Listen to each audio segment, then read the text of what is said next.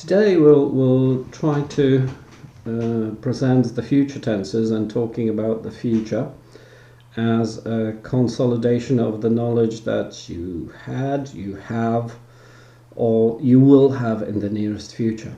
Obviously, when we talk about the future, we have to have a brief glimpse about the structures that we have talked about so far. We have mentioned that when it comes to English tenses, they operate in 4 time areas. One is the present tenses that help us describe what is going on here and now. We have the past tenses, which describe the events in the past. We have the area of tenses that we are going to focus on today, so the future tenses. And finally we have the 4th area, which is future in the past and conditional sentences, which are going to help us to express certain things either for conditionals or reported speech. But our main focus today is talking about the future. So let's have a closer look at how this works, especially that English is very specific and it allows the use of present tenses, like it is in fact in Polish, to talk about the future. Thus, when we describe different aspects of the future, we can use 3 both tenses and constructions that refer to the present. That is the present simple, which describes things that are planned, put down in schedules and timetables. So like starting school, going to the cinema, or film starting at a cinema, or the times that trains or buses leave. When it comes to present continuous, this is used for future activities that are not exactly planned. So if a train leaves at a different schedule, then we'll say that today the train is leaving from platform 4 because of some unexpected change.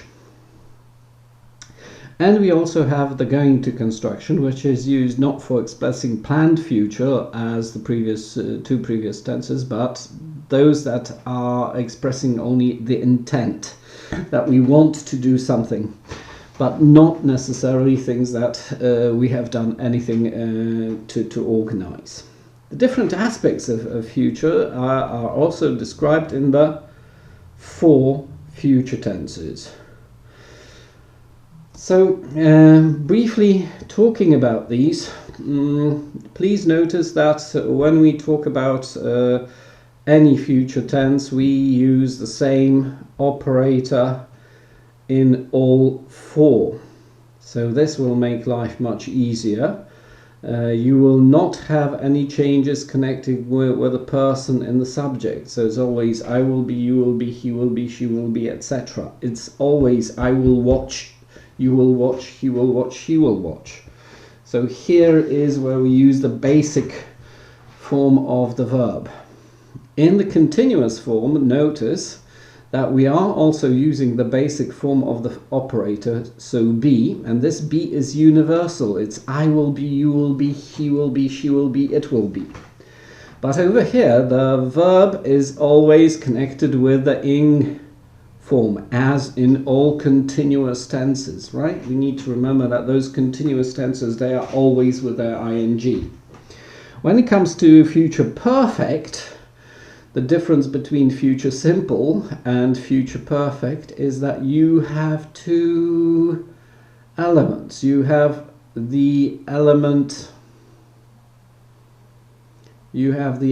which is the operator of the perfect tense. Again, this operator doesn't change in with the person. So it's I will have, you will have, he, she, it will have. We don't have the 2 forms like in present perfect.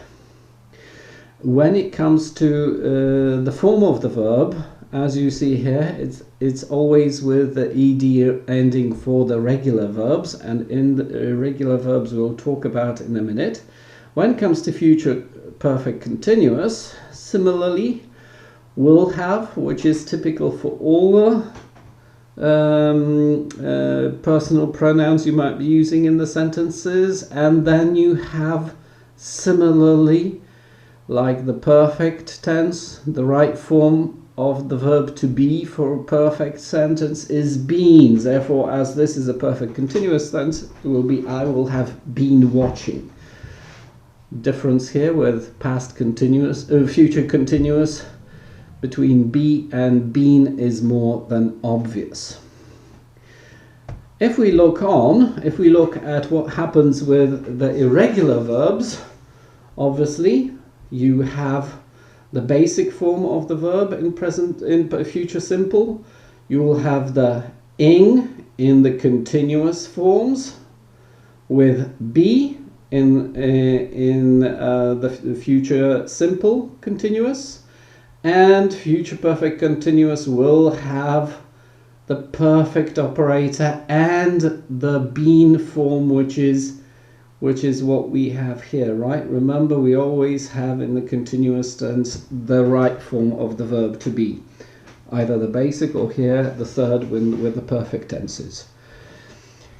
As you see everywhere, the will is used as an operator. It is used for creating short positive and short negative answers, as well as won't is also used to create the full negative forms.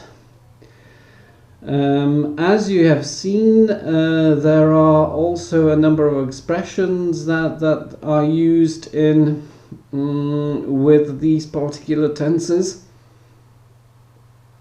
These refer to both future perfect and future perfect continuous. Basically, how does it work? If we describe any actions in the future, things that are not necessarily planned, you might be taking the decision right now, but you're talking about what will occur. So I will go on holiday, I will visit France, I will spend my time at the seaside. If we use the future continuous, we need to refer to some exact moment in time. Then will we apply the future continuous? Like, I will be sitting on the beach this time next week. I need to have somehow the exact moment in time defined or understood by both people communicating at a time.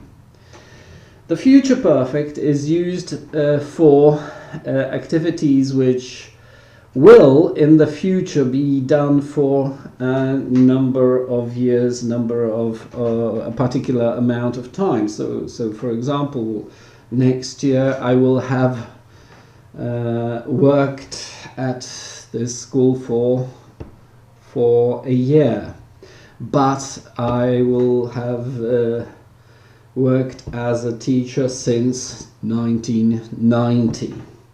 Altogether, this is to express the how long certain activities happen before a given period, before a given moment in time. Right? I will have been married for 25 years this year. When it comes to future perfect continuous, the principal difference is that we are talking about activities which definitely are not finished. Like, I will have been living in my hometown for over 30 years. So basically this is the usage of the future tenses in a nutshell. Obviously now you'll need to have a practice and try to get through the most important examples, and we'll try to do that together while describing the things that will take place in the future. Thank you very much.